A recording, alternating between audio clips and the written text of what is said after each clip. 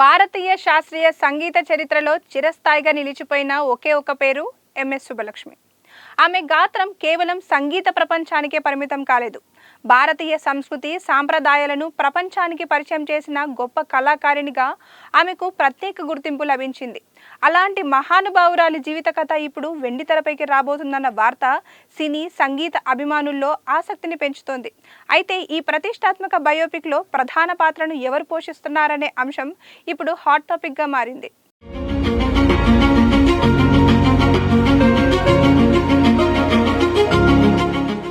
గత కొన్ని నెలలుగా ఎంఎస్ సుబ్బలక్ష్మి బయోపిక్ పై సోషల్ మీడియాలో వినిపిస్తున్నాయి.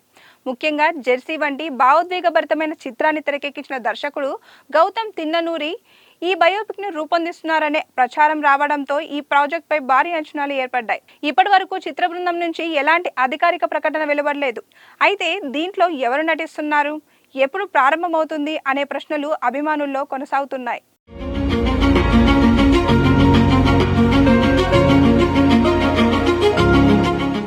ఈ పాత్ర కోసం మొదటిసారిగా సాయి పల్లవి పేరు బలంగా వినిపించింది. సహజ నటన, క్లాసికల్ డాన్స్ పై పట్టు, సాంప్రదాయ పాత్రలకు ఆమె సరిపోయే ఇమేజ్ కారణంగా సాయి పల్లవి ఈ పాత్రకు బెస్ట్ చాయిస్ అని చాలా మంది భావించారు.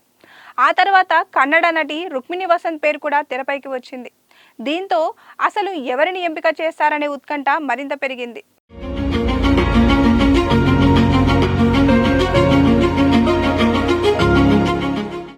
తాజా సమాచారం ప్రకారం పరిస్థితి పూర్తిగా మారినట్లు తెలుస్తోంది.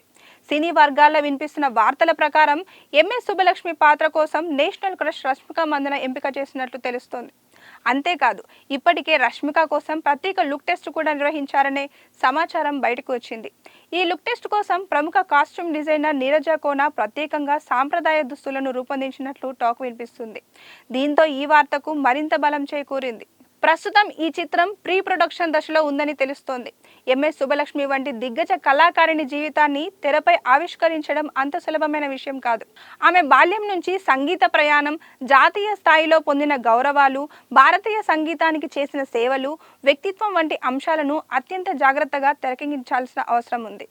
అందుకే చిత్ర బృందం ప్రతి విషయాన్ని పరిశోధనాత్మకంగా సిద్ధం చేస్తున్నట్లు సమాచారం.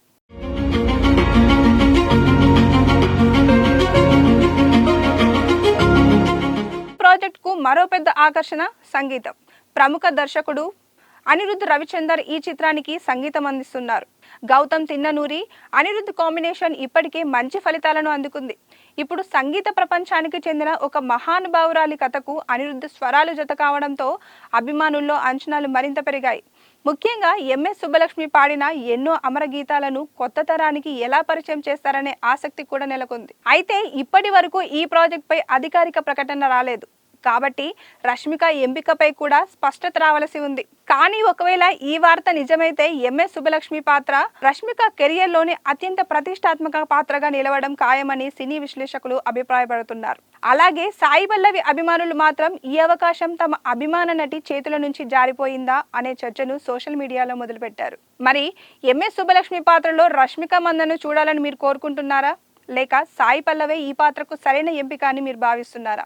మీ అభిప్రాయాన్ని కామెంట్లో తెలియజేయండి. Please like, share and subscribe Disha TV.